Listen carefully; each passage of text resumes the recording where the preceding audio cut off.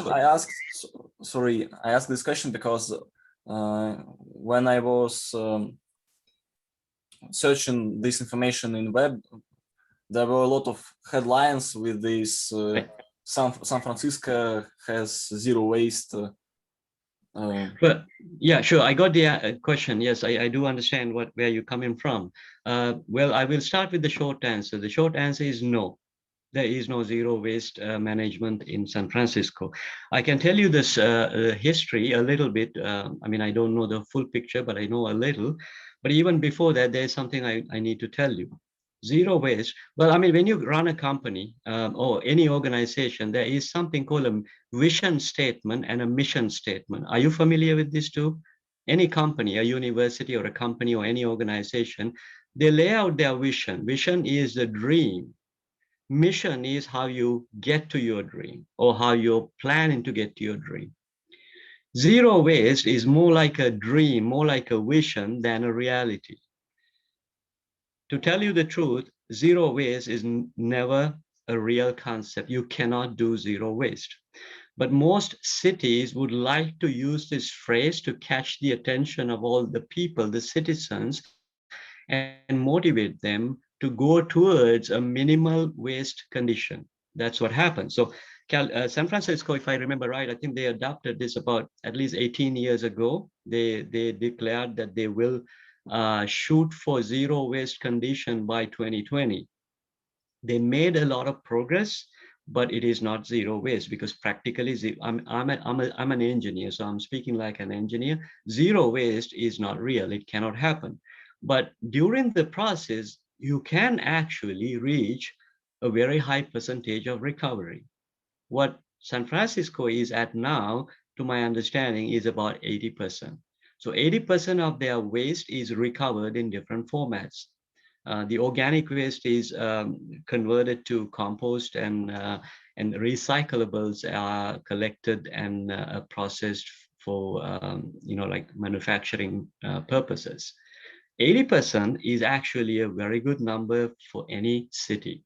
It's a great number for an American city because most of the cities, including California and all other large cities, 80% is a great number. So that's even more than in Germany. I don't have the numbers for Germany, but actually Germany is, to my understanding, Germany as a country. I mean, I cannot compare one city in the United States with one whole country. If you compare the two countries, Germany and the United States, as countries, Germany is far better. They are doing much more because I can give you some numbers. 2005. Let me tell you a story, even before that. I will come back to your question again. From the engineering point of view, there are two ways you can handle waste management very efficiently for a larger population like a metropolitan area like Berlin or New York or, take any city, London, even Moscow. One is landfilling. The other option is incineration. These are the engineering solutions because they work. Are they the most sustainable solutions? Definitely no, they are not sustainable. So the idea of sustainable waste management is to stay away from landfilling as much as possible and stay away from just burning trash as much as possible. Incineration has two aspects. One, you just want to get rid of it, so you burn it. The other aspect is you burn, but at the same time, you try to recover energy by doing that. That's a little better, but it is not great because you are basically burning your resources. Even in the landfills, there are some technologies like, I don't know if you heard about bioreactor type of landfills. There is one certain category called bioreactor landfills. It's a little better than the traditional dry landfills because in bioreactor landfill, you design it to capture methane and reuse for some other purpose rather than just emitting it to the atmosphere or rather than just burning it as a flare. Okay, so now let me go back to Germany. In 2005, they changed the regulations and they they actually made a rule that anything that is recoverable should not go into any landfills. That's a very brave step, like 16 years ago. So now German landfills are still taking trash, but there is very little recoverable items left in that waste stream, because most um, organic stuff is either converted to compost, or actually mostly it is used to used in anaerobic digestion to produce methane gas, which is a form of energy. So as a country, my understanding is Germany is actually far better than, if you take as a country, the United States.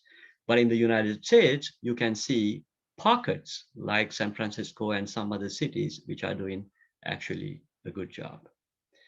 One piece of information again, well, this is a story I promised to tell you. Let me take three countries, okay? Japan, Germany, and United States.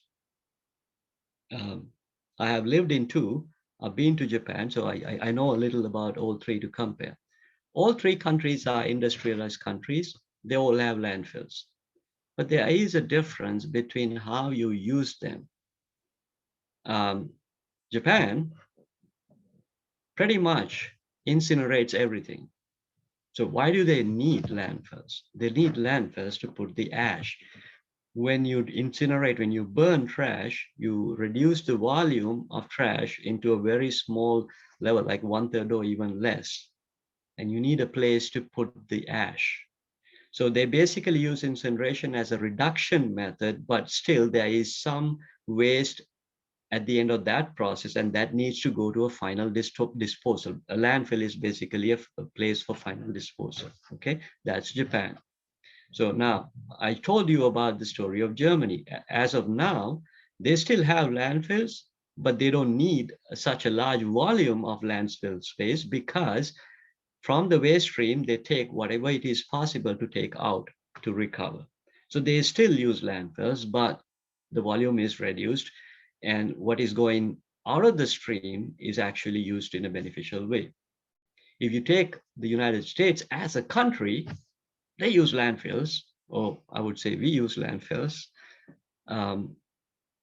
but sustainability aspects is very low because we have a lot of landfills, and it has become a multi-billion dollar business. So most of the material that can be recovered or that can be used in a useful way is still going to the landfills.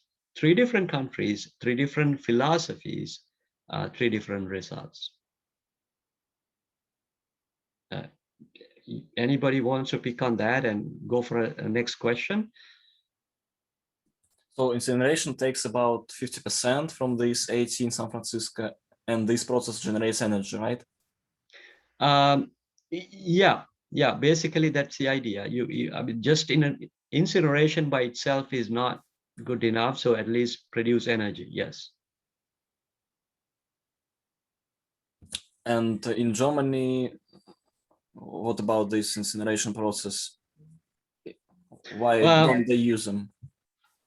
Okay, I don't have any numbers to be honest with you, but this is the basic idea. Western European countries, including Germany, about 20, 30 years ago, they saw an opportunity in making incinerators.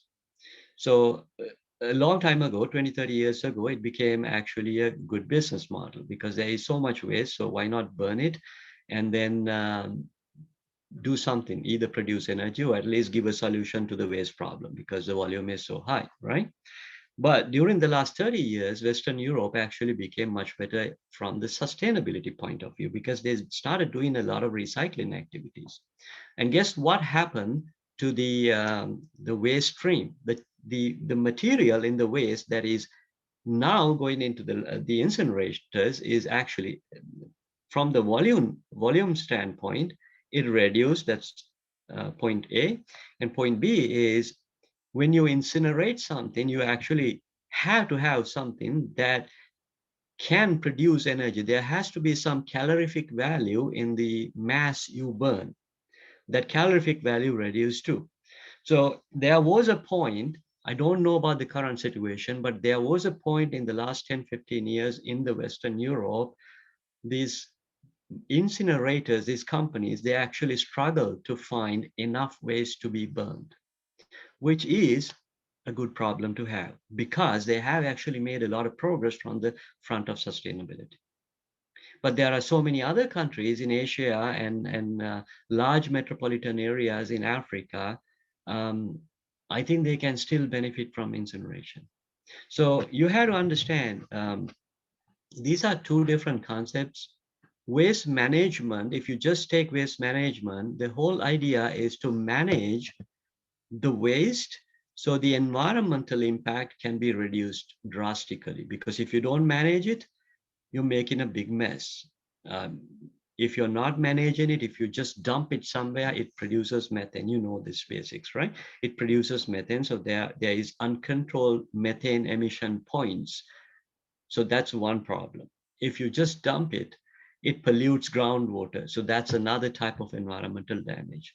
And there is a damage done to the public health too. So there is so much damage from the environmental and public health standpoint.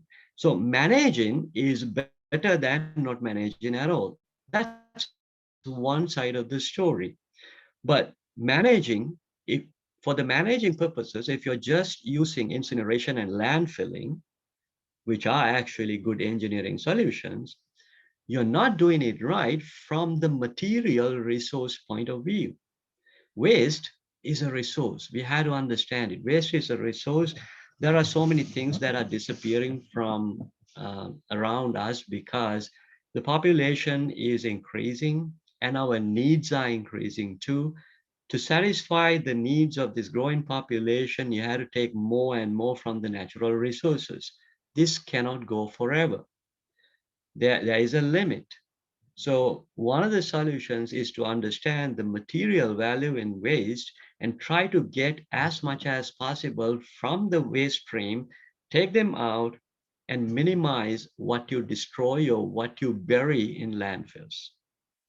This is the sustainability side of the waste management.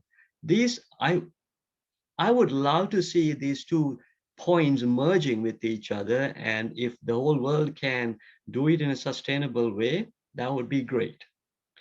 But at the same time, I can understand there are some problems, like technological issues and financial issues for developing countries.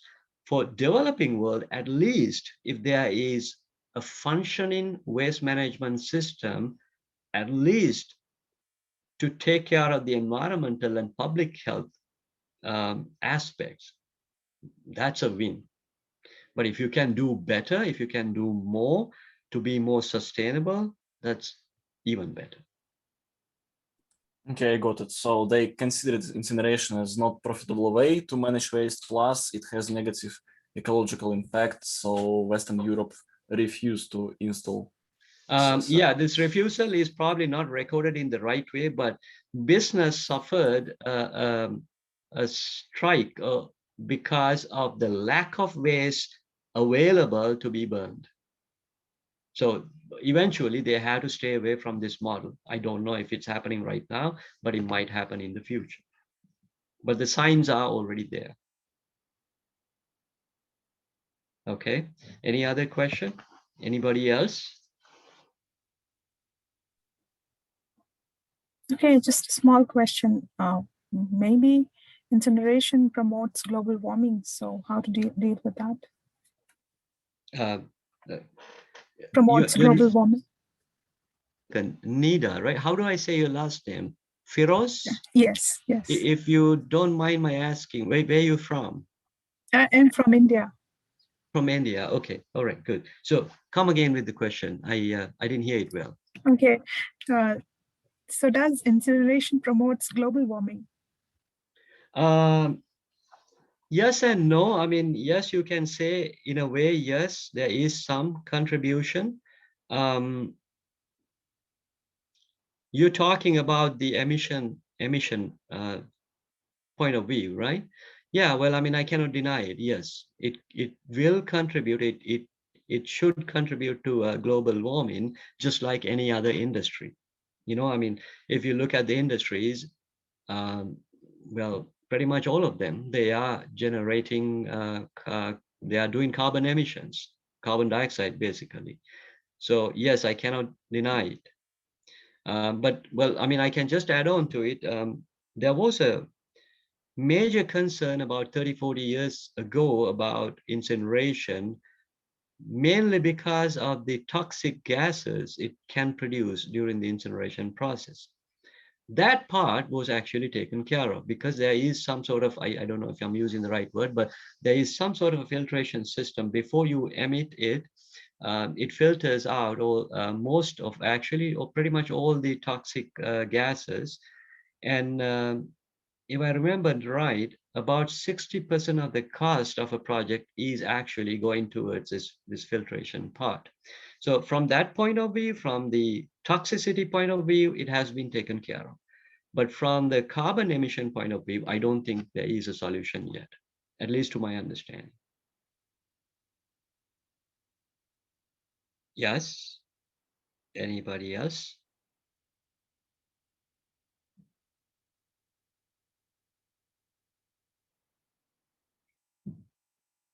You know, any question is a good question. It doesn't really have to be like Okay. something like... I have more questions. Yeah, go ahead. It's okay. So what are the income items of waste management system? Is it profitable as business or not? How much money the government allocates for this activity?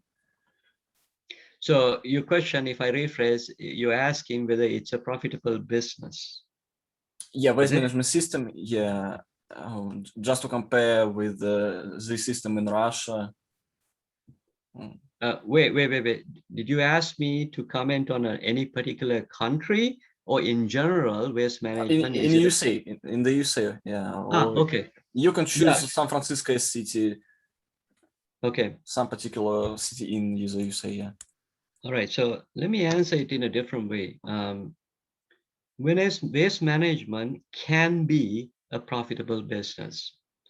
That all depends on the policies you have put in place. Okay, so why does it matter? The reason is every process costs money. Waste management is a sort of an industrial process in a way, right? Someone has to collect it, someone has to transfer it, someone has to sort it or send it to the landfill or send it to an incinerator. It's a process. So who pays and how much are they paying and how much are they willing to pay? These are the questions. This is all governed by the policies that are put in place. Now, it has become a large business for landfilling companies in general because there are so many landfills in the United States.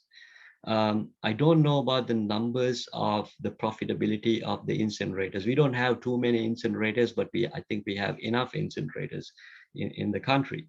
Now, let me divert your question into the sustainability side. So all of a sudden, when you want to bring sustainability concept into waste management, usually, at least in the beginning, it costs more money. Because usually just collect it and send it to the landfill is the least cost option.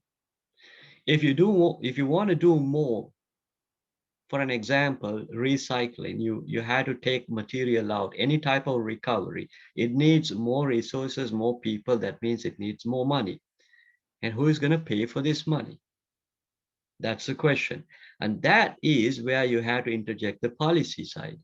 Someone has to create a policy which is favorable to this new direction. So San Francisco actually did something really smart a long time ago, about 20 years ago, maybe 18 years ago at least. They actually built it into their policy and they said, anything recyclable, you cannot. Just like what Germany did in 2005, they said, anything recyclable, you cannot put it in the general trash bin. So they introduced 3 different trash cans. So now there are penalties. If you're doing it wrong, you will be penalized. And at the same time, you know, there's one thing I remember from San Francisco. I think other countries and other cities have done it too. they're giving you 3 different sizes of bins.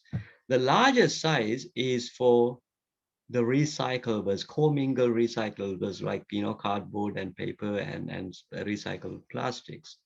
The second bin, which is the mid-level bin, is for compostable items like, stuff from your kitchen, or if there's anything fresh from your garden. The third bin is the smallest. It is for the waste that you cannot put in the other 2. You cannot mix these 3.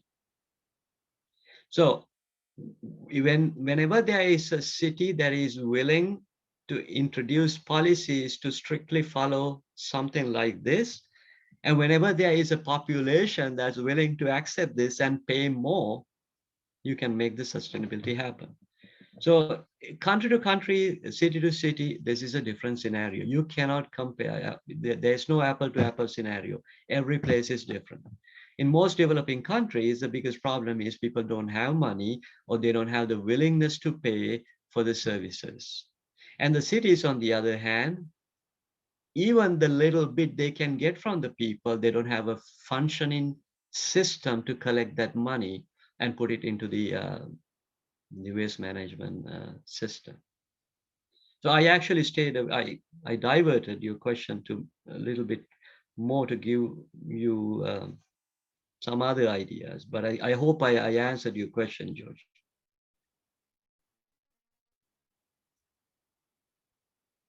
May I ask you a question about global warming? I can't see your mouth. This is Ilya?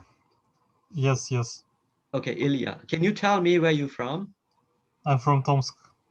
Okay, all right, good. Shoot your question. So the question is, how do you think, what is the bigger factor for global warming, anthropogenic factors or nature ones?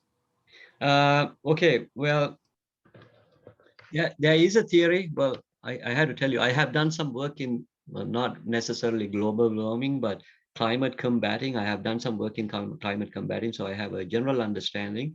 Well, I mean, if you consider the geological cycle, there is a natural cause too. We cannot deny it. This type of warming happens once in a couple of, I don't know the cycle, but I believe it's like millions, once in a couple of millions years, some warming happens. But it was aggravated by what we did during the last 250 years. This is the industrialization that started in the 1600, like 1600, 1700. So there is scientific evidence that the carbon dioxide, carbon emissions has done a lot of damage to aggravate whatever was there in the blueprint of the natural cycle.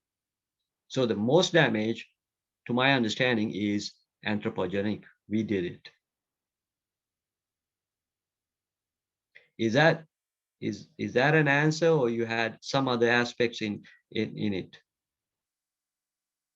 Yes, another aspect, which kind of anthropogenic factor is bigger? Good question. Good question. All right, so I don't have any numbers to compare, but I can tell you some things that usually you don't think of. Okay.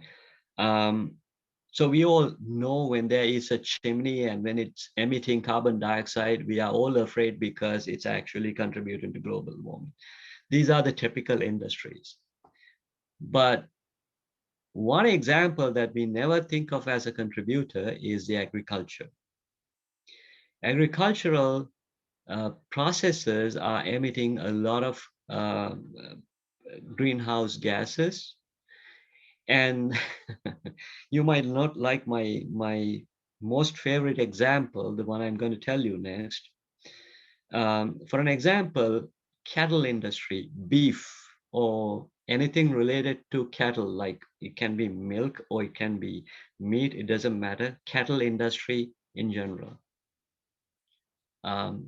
So if you think about the agricultural resources globally, all resources, if you lump them together as 100%, about 70% of them is actually for cattle industry, which only produces a tiny bit, like 8% of what we eat. So from the water footprint as well as the methane emission, because cattle industry is responsible for a lot of methane emissions because these cows actually produce a lot of methane too. And in general, agricultural industry, I mean, forget cattle. Cattle is not only the only source of methane emission. Agricultural industry actually produces a lot of methane too. And then waste, if you're not taking care of waste, waste is another source of methane generation too. So these are the things that you are usually not considering as like huge contributors, but they are. And then the transportation. Transportation is a big factor too. We need transportation methods. We need cars. We need, all sort of transportation. Airlines too. They are still using fossil fuels. So, you are contributing when you take transportation. At least in the automobile industry, there is a trend that it might be converted into electric or hybrid type of mechanisms in the near future. But airplanes and even large ships, I don't think so. It's not in the near future. So it is a big contributor. I mean, you can find the numbers if you do a Google search. I don't have any numbers, so I don't want to give you any misleading figures, but this is just probably just a general explanation of the situation. I have a question. Okay, who's talking? I can't see. Yeah, my camera has some problems for some reason. Can you, Kareem? Is it Kareem? Yeah. Okay, can you introduce where you're from? My name is Kareem. I'm originally from Belarus, but I'm currently living in Jordan. Okay. All right, go ahead. So, yeah, you mentioned that you had some experience in climate combating, I think it was. Like problems that are, like the climate problems that have emerged. So basically, like one of the questions that we want to ask is, what are the ways the average individual can contribute to the decrease of climate? What's the most effective way? Because there are like two sides to this camp. The people who say the most effective way is more collectively, like we need to do some political activism. We need to push an idea that so that countries as a whole combat this issue, while others say we need to decrease your own carbon footprint and go on. Yeah, okay, all right, good question. Well, my answer has always been that it needs to be a combination. There are two aspects in it, okay? The size of the solution, when we do something, if you want to make a considerable impact, the volume of your action has to be large enough. So if you're not doing it from the country level or from the global level, the impact you're trying to make is actually not going to make a considerable difference. This is why you all heard about the Sustainable Development Goals, right? You have, yeah. So Sustainable Development Goals, one of the objectives is to bring the whole world together to understand that there is a problem and there has to be a collective solution. Even though the solutions are implemented at regional or country levels, at least the need to do it at the same time concurrently is enhanced in this blueprint of SDGs. However, there is a personal element too. The problem is, if we are not changing ourselves, how we conduct ourselves, how we behave, how we think, and how we project things into the future, if we don't change, we cannot effectively contribute to the larger mechanism that we are trying to establish in the world. So let me give you an example, okay? Let me go back to the beef example I took before, because this is something people can understand easily. I usually take this as an example. There is a water is scarce in most regions now, right? Water has become a problem to like directly to like 1/3 of the world and indirectly to more than half of the world. And it will become a greater problem in the future too. So if you think about it, everything we use starting from a cup of coffee, a piece of paper, what we wear, everything needs some amount of water to produce it. Okay, so there is a water footprint behind everything that we use in our lives. And if you can compare this, you can understand what is sustainable and what is not. This is one way to look at the personal element in it. So let me go back to beef. The reason why I'm picking it is, all right, so I know meat is important to our meals. You know, some people don't eat meat, but those who eat meat, I think it's greater majority of the population in the world. There are choices that you can pick. A lot of people are very fond of beef. I already told you about the agricultural resources that's taken by the beef industry. Is like 3/4 of all the resources. And if you think about water footprint of beef, it's even worse. All right, so to produce 1 kilogram of beef, I don't know if you know the answer, but I'm asking you to guess. How much water do you think it is necessary for us to have 1 kilogram of beef? Maybe 1 liter.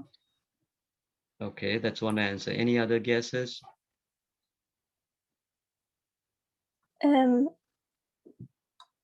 It's okay. 100 just throw out liters. some numbers. 100 liters. Okay. Another answer? I'll go 500. 500. Okay, so this is like an auction. It's going up. Any other answers? I'll give you 2 more chances. Give me some numbers. Maybe if we need to grow up the animals, so we need even more, like some 1,000 liters. Well, maybe? actually, yeah, you raising a good point, because if I didn't explain it well, water footprint is the amount of water you have used in the entire process of making 1 kilogram of beef. That includes all the water drunk by this animal and all the resources that was made for this cattle industry. It includes everything. So actually it is a higher number. Let me give you one more opportunity and then I'll give you the answer. Okay, so I changed my answer. It should be thousands of liters. Of course, not 1 liter. Okay, 15,000 liters, give or take. 1 kilogram of beef takes 15,000 liters of good water. All right, so put it into perspective. There is, let's take, if you like red meat, fine. If you take goat, like mutton or lamb, it's half of that. If you take chicken, it's 1/3 of that. If you take vegetarian something, excuse me, is like 1/10 of that. I'm not asking anybody to stay away from beef, but ideally, what is hidden in my statement is, you can understand it very well. There is a problem of how we produce things. So if you are conscious about your environment, if you're conscious about sustainability, there are things that you can do by yourself. Just a tiny difference in your decision towards what you would eat, or if you can change what you have eaten before just because of this, you can make a difference. So culturally, there has to be something you can do culturally to change the way you think. When the whole mass, everybody in one city, when they think like, okay, we had to understand the problem, we had to do something actively, so let me change myself to contribute to this. You have to do that part too. The governments and the cities, they can bring all these mechanisms to change for the betterment of the future of the world, but it doesn't really happen until you contribute. How can you contribute without understanding the issues, without understanding the gravity of the problem? This is where you can chip in too. If you can change, I'm actually very glad I spent 6 years in Europe. I mean, I lived in, like Senior said, I lived in Germany because, I mean, during the time I worked with the United Nations, I was actually very happy to see the new generation, the young generation, how they think. They have actually changed the way they think compared to their previous generation, their parents' generation. So there is some good signs. Is it happening everywhere in the world? Maybe not. I don't know. But I think younger generation is more environmental conscious than their parents, which is a good sign. Let me give you one other thing about this cultural change. The impact does matter too. The size of your solution does matter too. Okay. We all do recycling of papers, right? It's pretty much in every country. Do you agree? Even in developing countries, there is some consciousness about, okay, we do have to recycle paper. You agree, right? Nobody Yeah, denies we do. that. Good. It didn't happen overnight. It didn't happen overnight. It was because of the hard work of a lot of people. This is one thing that we can recycle. We cannot recycle it forever, but you can actually recycle paper. It's easy to recycle paper. You can just put it in one bin and you recycle. You're happy about your contribution when you do recycling. Am I correct? You're happy, right? You're contributing to something good. Okay, so let me bring my second favorite example. When I talk, I ask for the water footprint of paper as well. Any guesses? Maybe 5 to 1,000 liters. 500 to 1,000 liters. Yeah, okay. Let me put it in some range of that. Yeah, you're right. I think you're close. Honestly, I don't remember the exact number, but let me rephrase this question. So we feel so happy the minute we recycle one A4 size of sheet of paper, we put it in the recyclable bin, 1 page of printing paper. How much water was used to produce 1 sheet of paper? Is less than, it is a range between, it's definitely less than 10 liters. I think because the process is different from, method to method, let's say 3 liters of water, okay? So at the end of the day, at the end of your work day, you go home with a very happy feeling that you recycled 10 sheets of A4 paper. Less than 100, like 40, let's say 100 liters. And then you go home and you eat a 200-gram steak of beef. 200 grams is 1/5 of a kilogram, so it is 3,000 liters right there. You're so happy about the 100 liters that you tried to save. Well, actually, it's not really 100 because you are recycling, you're contributing to it, but it's not really going to save the whole 100 liters. But anyhow, you're very happy about what you did. And you go home and eat beef, a 200-gram steak, and you just consume 3,000 liters of water. I'm not asking you to stop recycling. I'm not asking you to stop eating meat or beef. Think about your relative contribution. These are the things that we usually don't think. So this is why the question you asked was actually very important from this perspective. Yes, there is something that you can do from your level. You can change the way you think. You can change the way you conduct yourself. You can change the way you eat, way you dress. You can be more sustainable that way. When we do a cultural change this way, at least in one generation, we produce the next generation, which are more environmental conscious and sustainability conscious. There has to be a larger framework to tackle all these problems like the SDGs, sure. But we cannot get there until we change ourselves culturally. That's the point I was trying to raise. Fair enough? Good? Okay. That answers my question. Thank you. Sure. Okay, Karim. Yeah, thank you for that question. Anything else? I also have one question. Okay. Hi, Sophia. Where are you from? Hello.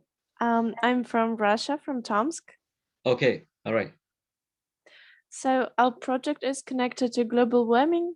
So if you don't mind, I will be asking questions about this. And I don't know if you're an expert, but if not, you can just say about your opinion.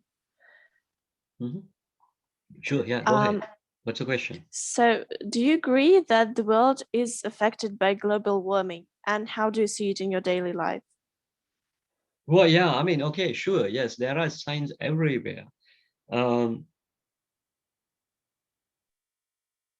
If you're talking about my experience, okay, I was born and raised in Sri Lanka.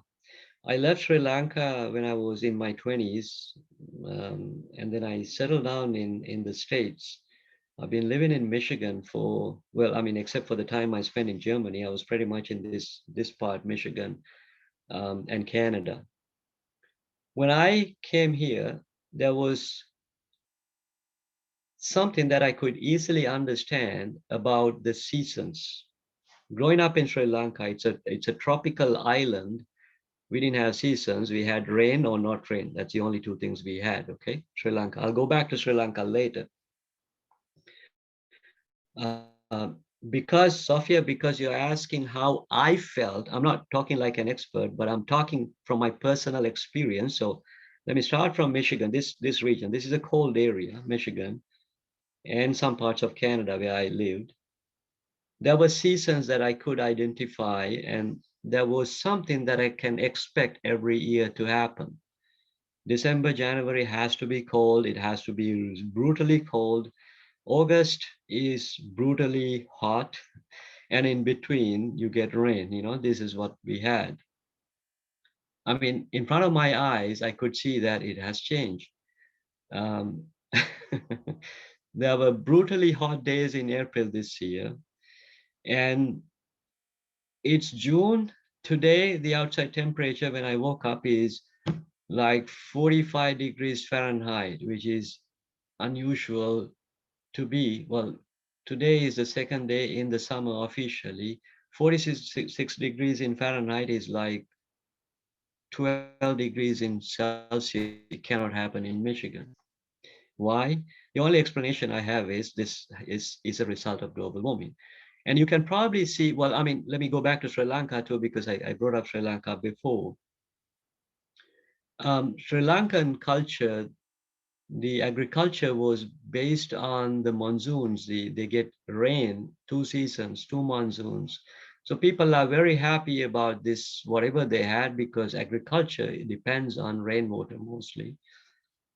And now it is all over the place. They can't really depend on rain-fed irrigation because you don't know when it's going to rain or not. Things have changed. I can't think of any other reason other than the global warming.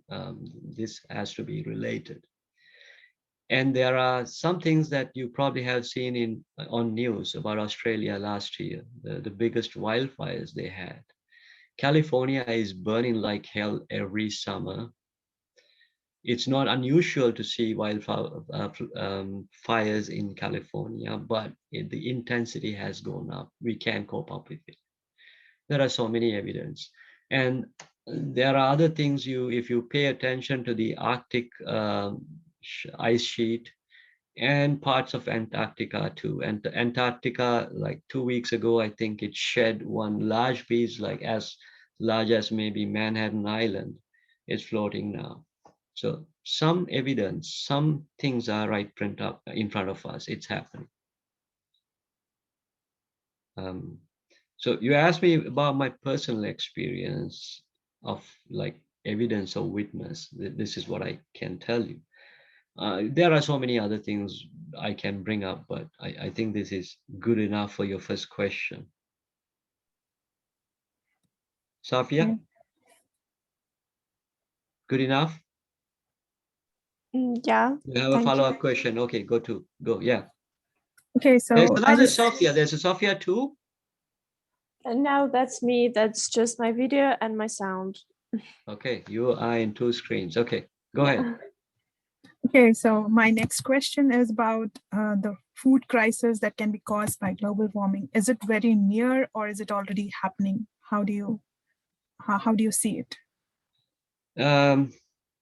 It's already happening. Well, it's not easy to talk about the food, only about the food without tying it with many other things. Yeah, it has become a crisis already. This is such a broad question, so I don't know if I can answer and touch upon everything that I would like to touch upon, but I would take 1 or 2 examples from different sides. Population increase is a problem. Well, I mean, we would like to think it as a problem because population is going up, so we had to feed everybody that's been added to the, like total global population. It's 7.8 billion now. By the middle of the century, it will hit 10 billion. We already have a problem of feeding the 7.8 billion that we have now with the resources and the technology we have. In less than 30 years, we had to feed another 2.2 billion. 2.2 billion. So it is a problem when you put the numbers together, right?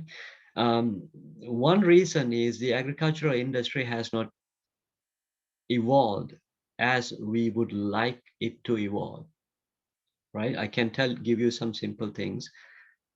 How do we travel now? Do we take horse-drawn carriages? Do we walk 500 miles? Do we take like pedal boats? No. So we change a lot of things in transportation, right? How do we do education now? Do we just walk to a teacher's house and learn from that guy? No.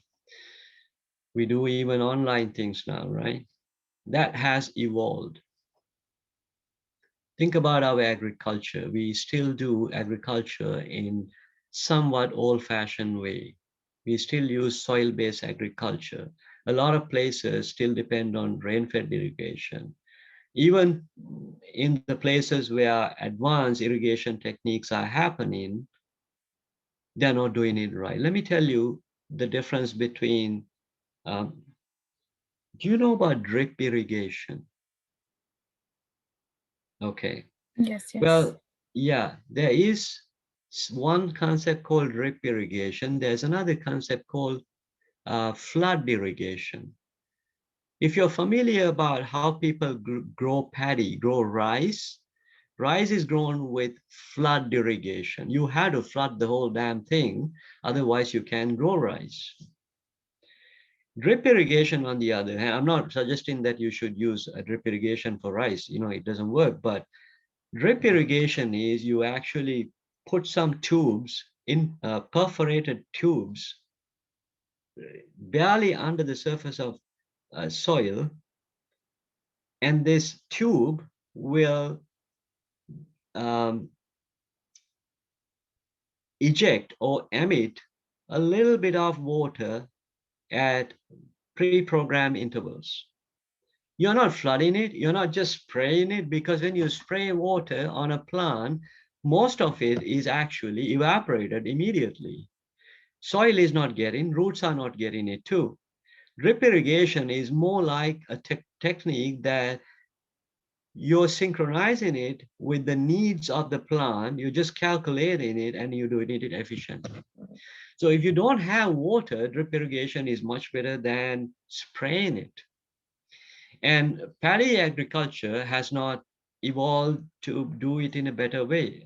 I don't think we can change it overnight, but think about this. So there is a water aspect. Water is becoming scarce in most parts of the world, but agriculture is still old-fashioned. We need to change this. Okay, so let me ask you this question. We use water. Let's take 100% as the entire amount of water that we use in the world. how much is used in agriculture?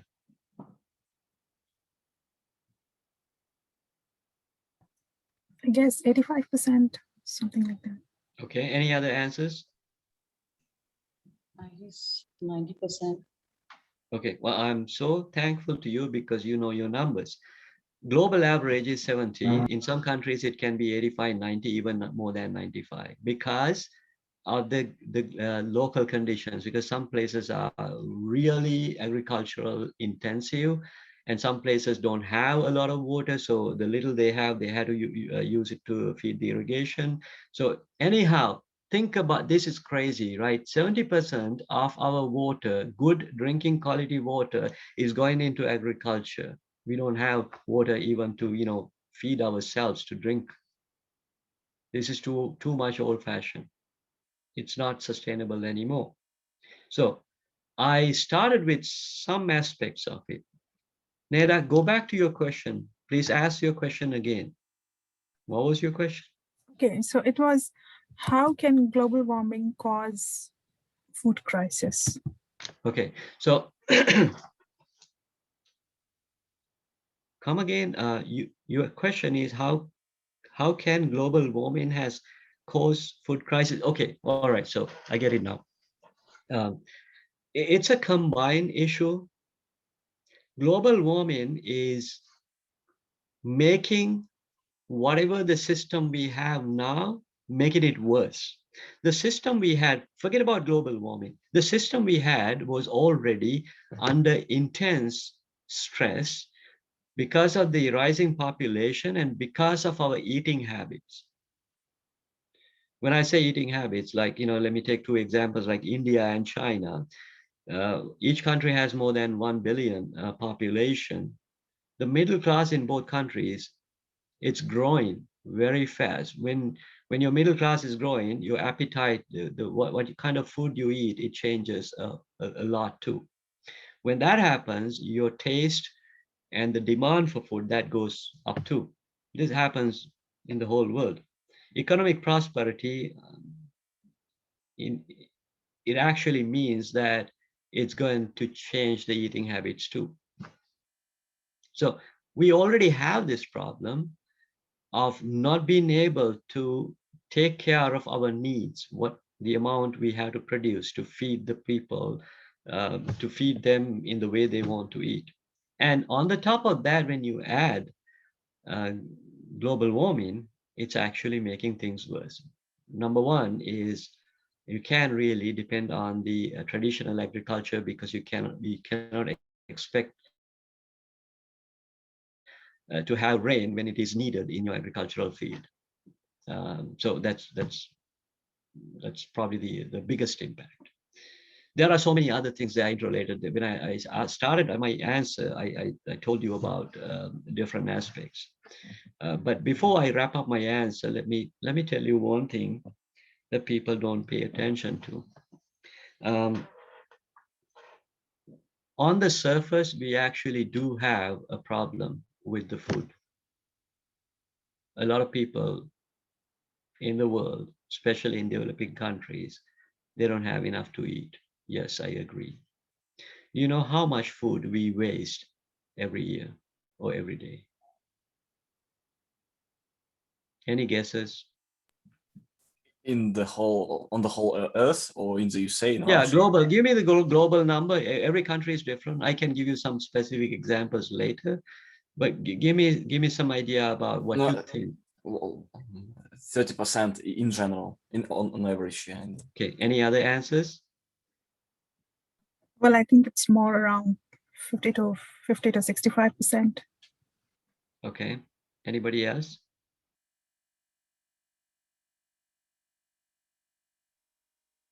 Yeah, you both are right. Global average can be like 30%, 30 to 40%. We don't know the exact number, but when you take some specific countries, it can be even more than 50%. A country like United States, it's definitely more close to the 50 side. Where does it happen? It happens in three levels. First, it happens during the agricultural process. You don't know how to transport it. You don't know how to store it, especially developing countries. When people don't have techniques to keep it in the right conditions, you actually destroy part of it. Okay. The other part happens during processing. The other part happens at our own households. We as people, we destroy our food. It can happen in many different ways. You eat and then leftovers, you trash it. That's one way. Sometimes we buy more than necessary, food expires, and then we have to throw away. That's another way. Okay. But the most striking number to me is 30% of the food is wasted before even it reaches your table, your dining table. This is terrible. So we are complaining about not having food, and we are complaining about global warming or all these global conditions making an adverse impact on what we eat, our food. We are not taking care of what we can save. 1/3 of the food is wasted every year. At least if you are not able to control and minimize the damage, at least as a minimum, recycle it and try to make compost or make methane gas as a source of energy. We are not doing that too. So there are certain things that we can do within our capacity. We are not doing it, but we still pick on global warming and climate change to put part of the blame on it. Okay, probably that's enough on that topic, right? Thank you very much. Okay. All right, so I can give you about another 10 minutes, maybe 10, 15 maximum. If you like. I mean, I promised for 1 hour. I think we've been talking for 67 minutes now, a little more than 1 hour. I'm happy to take a couple of more questions if you have any. So you said human population has become a global problem. So what is the best amount of people living on the Earth in terms of sustainable development? I wish I knew the answer. Well, actually, the scientific answer to that is, if you manage the process, there is no limit. I mean, I don't know how to predict into 500 years from now, but population increase is usually considered as not a big problem.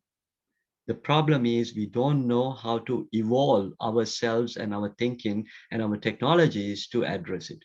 The technology already exists. We don't use it. We put the blame on somewhere else. At least for another 100 or 200 years, population, my understanding, okay, this is my opinion. My opinion is population is not a problem, but the problem is actually elsewhere. Okay, got it. Okay, so because it's a good question, let me take another example, okay? I already talked about how we waste food. I already talked about how we are not doing agriculture in a better way, even though we have the technology. I already talked about water in one way, fresh water. I tackled the fresh water side. Let's talk about the wastewater. So we complain about not having enough water. If you are living in a city, most of us, we live in cities.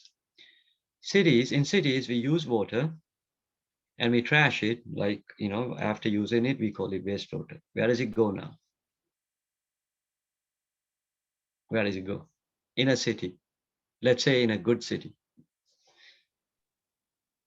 To the sewage treatment plant? Yeah, exactly. I mean, the city collects water and it should be going into a wastewater treatment plant. What happens next?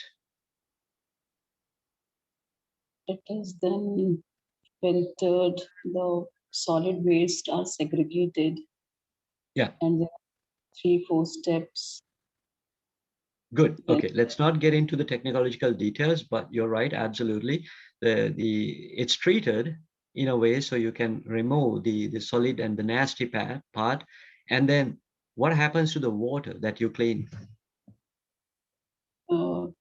Most of it is used in irrigation. Where are you from? Where are you from, Ikra? India. Okay, that's a good answer, but I don't agree with the most part in your answer. That's exactly the point I wanted to tackle, because city is actually a good place to think about to revolutionize the way we use water.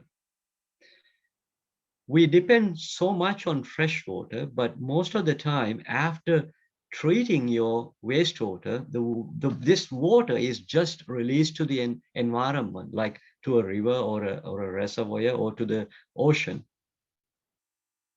This is already in one place. Water, the biggest problem of water is not having access to a large volume of water. Wastewater is actually good water. We call it wastewater just because of the cultural identity that we have given to it. We don't want to associate ourselves with the wasted water. But after treating, you can actually use it in agriculture. Some parts of the world, people are already doing it. In other parts of the world, because we have access to water, we don't think about it as a solution. We just waste it. At least, I mean, you can use it to irrigate these green areas in the cities. We don't do that. Most cities don't do that. Some areas in the world where water is scarce, like North African belt, and some parts in South America, and some parts in the United States, we do that. But this is something we can do in many other parts of the world. Okay, well, I think I went too far, but it was a good point. May I ask a question? Yeah, sure, go ahead. Okay, so what do you think are the efforts made by researchers or scientists to collaborate and work for reducing global warming, waste management, or maybe in particular, you can tell something about your research. How is it helpful in reducing or stabilizing the global warming condition and waste management? Okay, well, that's a good question, but it's too broad. So I might not be able to address all parts of it, but there's one or two things that I can bring to this discussion table. One or two things that you might have not seen before. Doing research is important. We have to keep doing it because we need more solutions. We need innovative solutions. So doing research is good. The reason why I joined the United Nations is very specific. It's very personal and very specific. So I've been a professor. I was teaching and doing research in a university in Michigan before going to the United Nations. Why did I choose to go and live in a separate country, separate setting? And why did I want to do that? I had sort of a disappointment about the system that we have now. You think about all universities, all research entities in the world. Why are they doing research? Well, to find solutions to lots of problems in different fields. Okay, good. Yeah, that's the general thinking. And when they find solutions, what do you think they do? They publish it. Exactly, they publish it. And what do you think they do after? Well, not much. Exactly. They publish and they move along to the next research project and then publish again and they move along to the next project and then publish again. What happened to all these publications? They're just reused, but The never implemented. publications. Yeah, I mean, we are so happy about making new knowledge and writing papers, but pretty much nothing happens afterwards. Mostly the university folks, we think that someone else should take our stuff from our publications and go and implement. We don't do that. We think it's someone else's problem. There is some disconnect in this process. That's the point I wanted to raise. I thought actually by going to the United Nations, I could see the process myself, and I could actually contribute to the implementation side of it. So as a general statement, this is how I see it. We have technology more than enough to make a real difference in the world.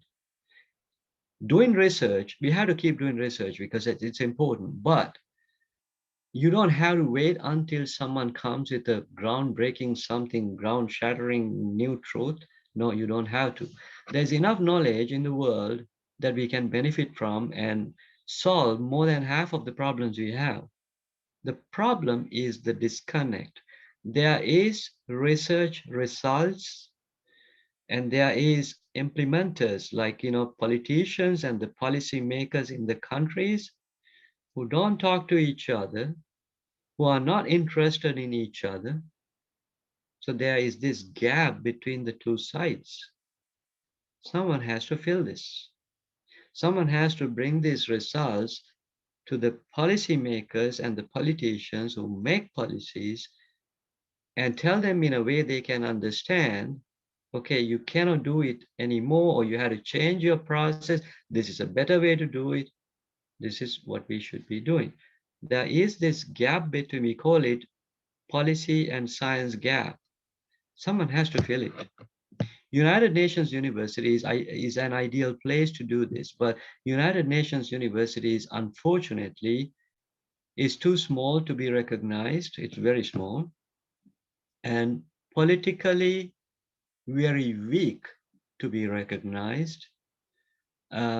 So I don't think there is a real difference happening with that kind of contribution. We did a lot of, I did a lot of things to contribute in many different ways to fill this gap. But that effort is not enough when you think about the volume. So filling science policy gap is fundamental to solving our problems. How it should happen? I don't know the clear answer, but some things like what's happening now with these sustainable development goals, it's an eye-opening thing. People are talking to each other finally, policymakers are talking to the researchers, and researchers are knowledgeable about the needs of the world. Well, they are still doing research just to get the next grant and do more publications, but at the same time, at least the general sense of the direction is a little bit clear. So this is the biggest experience I have. There is enough technology and the knowledge that we can use to solve the problems, but someone has to link it. That link is weak. Probably this is enough for now, right? Nida? Yeah, thank you very much. You're welcome. So there is a hope for us. I'm sorry? So there is a hope for us maybe to have sustainable. Well, actually, what I have to say is my hope is you guys. Not you have hope. My hope, I'm a little bit older than you. I'm in my 40s. My hope is you generation, you guys, you need to understand it quick enough to fill the gaps and take actions. It cannot happen in one day, but we can make a considerable difference the minute you change the way you think.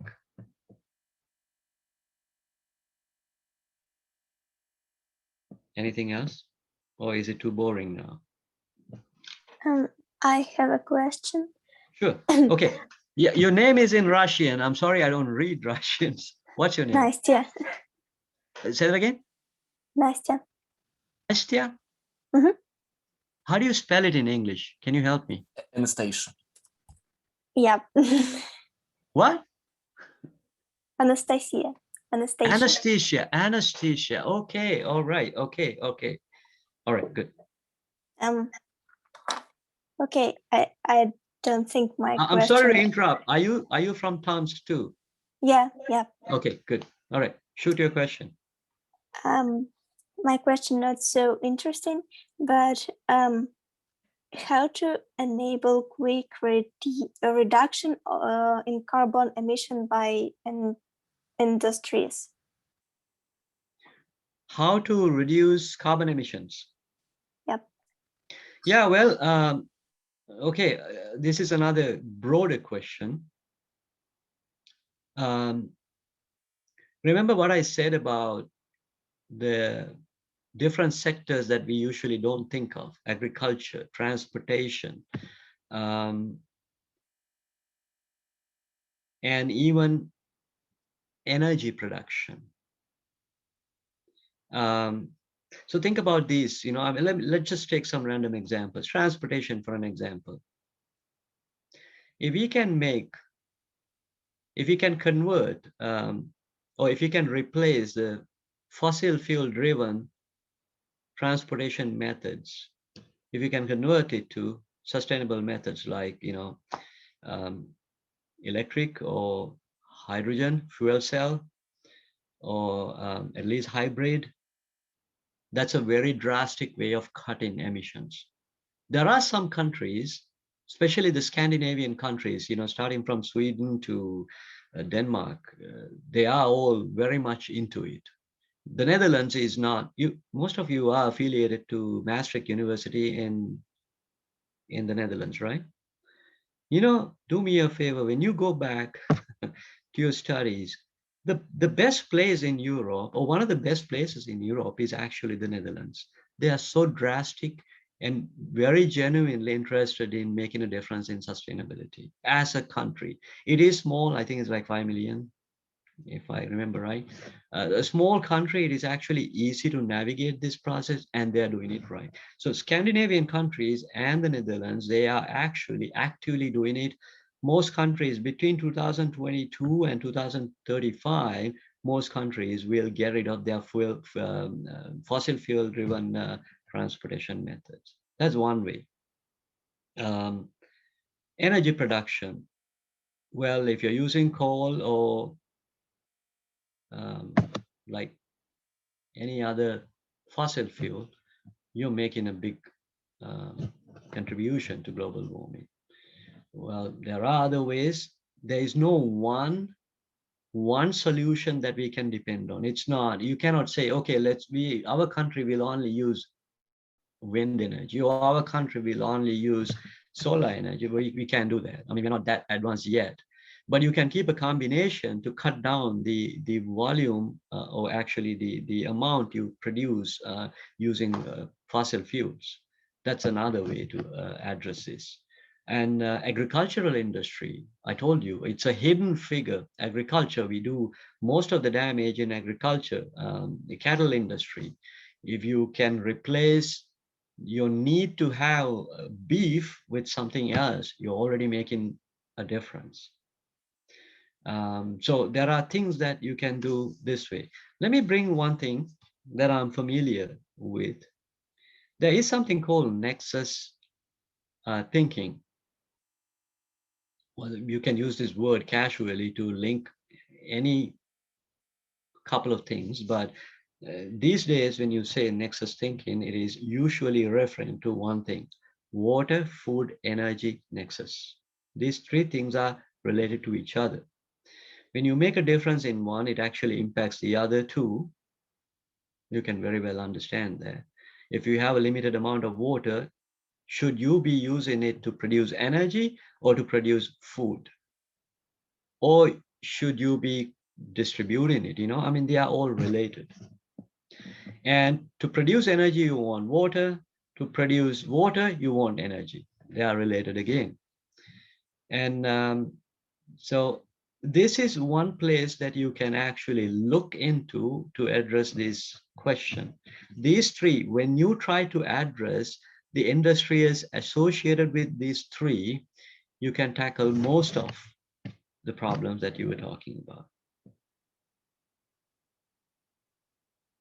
Okay. Well, not too much, but maybe fair enough. Anastasia? Okay. Yeah. Thank Okay. you. Welcome. So, Should we focus more on recycling? It is using more of water, or on incineration in context of global warming, as incineration. okay, well, I mean, I don't think I understood your question. You started with recycling and then you brought incineration into it. Can you explain it? My question is, should we focus more on recycling or on incineration? Like incineration, it is contributing to increasing global warming, and recycling, it is using more of water. Are you only talking about water or in general? In general. Okay, well, I'm glad you asked this question because there's something I wanted to mention and I didn't so far, because the discussion about waste and the resources was more interesting so far. Circular economy. How many of you have heard about circular economy? You can Well, nod. I've heard about it, but I just don't remember exactly. All right, so let me take this as the last question because we have spent a lot of time now. I will go into circular economy to answer your question, Ikra, and then we can wrap up. When we are taking waste problem as just one problem, we are not actually doing it right. This has something to do with our economy. So what we are doing now is that we are using a linear approach in our economy. For the past couple of centuries, we take things from nature, produce things for our use, and then we use it, and then we trash it. It just goes in a line. This economy is called linear economy. This is not sustainable. Circular economy is where you take things, produce things, use it, and then salvage as much as possible. And whatever you salvage, you put it back in the production cycle. It goes in a cycle. Now, to tell you the truth, this is what we had when people were living in jungles, forests, and caves long time ago. We had a very small footprint. We eat, and then even the human waste or the food waste, whatever, it gets decomposed quickly, and it goes back to the nature, right? We had a very simple system, and then we made it complicated for us with all the cities and new inventions and everything. We had to go back to the circular way. I'm not saying that we had to go back and live in the caves. No, we can do it with the advanced society too. Recycling is probably the misleading word. Recycling is only one aspect of it. But recovery, I would use the term recovery. We have to enhance, we have to increase the percentage of what we are recovering from whatever we dispose. This recovery can happen in many different ways. It can be the energy recovery. It can be the material recovery, like paper, like plastics. It can be the nutrient recovery, because when you compost, that's essentially what you're doing. You take the nutrients, put it back into the system. So recycling is on one tiny part of it. This is what we have to enhance. This system, the circularity of the entire world now is less than 10%. The last report said it was 8.6%. Which is pathetic. It's terrible. We are not circular. The answer, whatever it is, the answer to our future survival is in this cycle. The sooner we can get there, the sooner we solve our problems. This is a short answer to your question. So I know you threw a couple of keywords in there, but when I say energy recovery, I'm not necessarily saying that you have to burn this thing. Burning is actually a way of destroying your resources. You can get energy. For an example, this nasty stuff you separate from water in a wastewater treatment plant, the sewage. You can use that to produce methane. Methane is a source of energy. You know, that kind of much more sustainable ways are there too, rather than just burning it. But as a closing point, this is what I want you to remember. We are not circular now. We are very little circular now, but we have to go back. You can never solve the waste problem as one entity until you tackle the whole cycle. Our production system is not designed that way.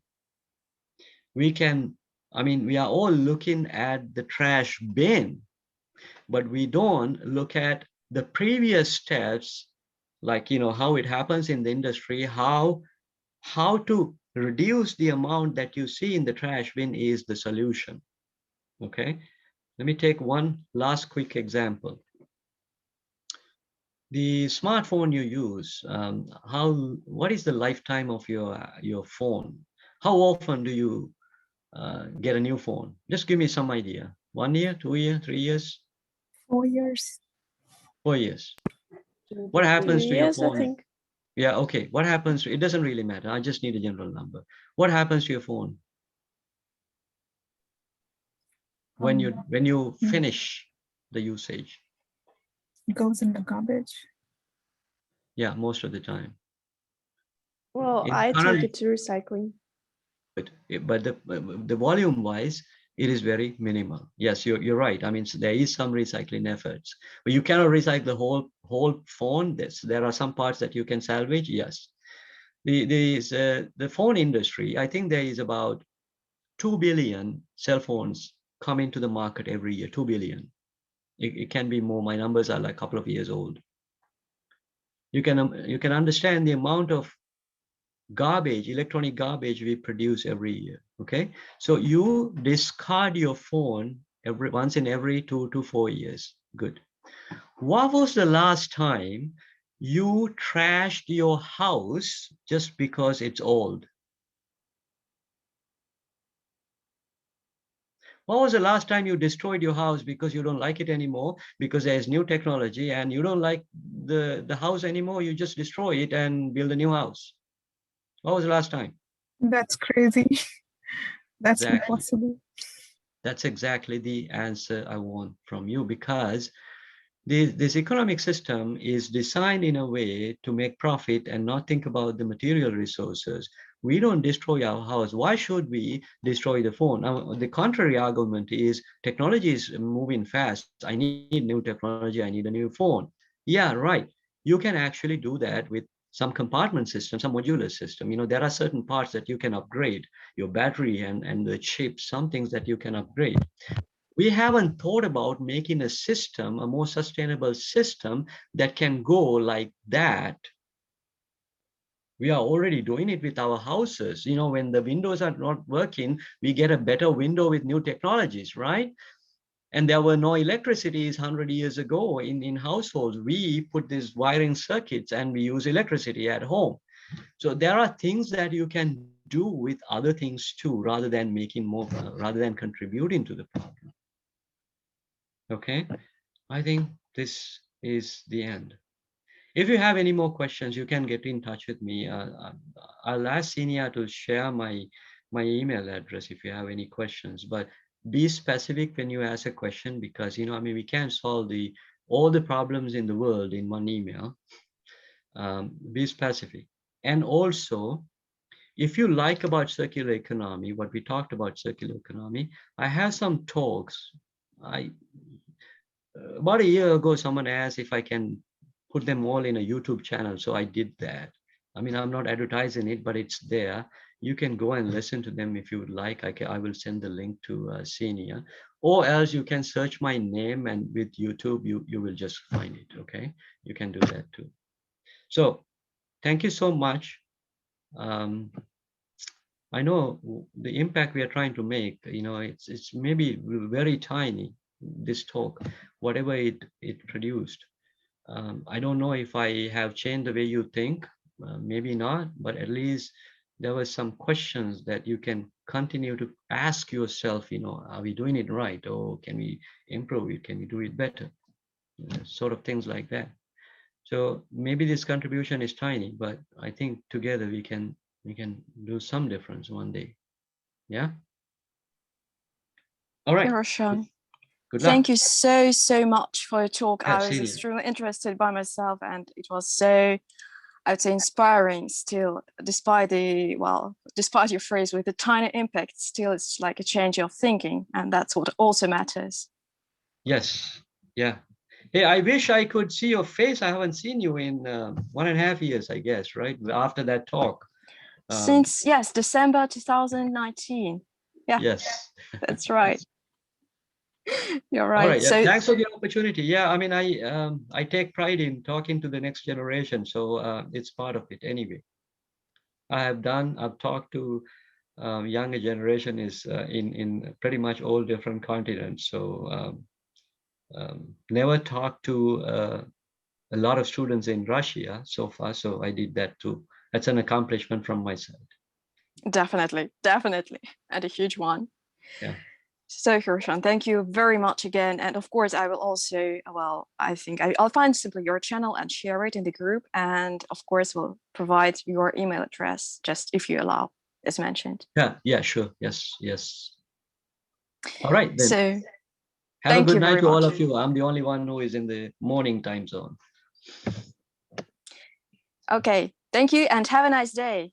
You too. Bye now. Thank you so much. Thank you very It much. was very nice to meet you. Good day. Thank you. Goodbye. Bye now.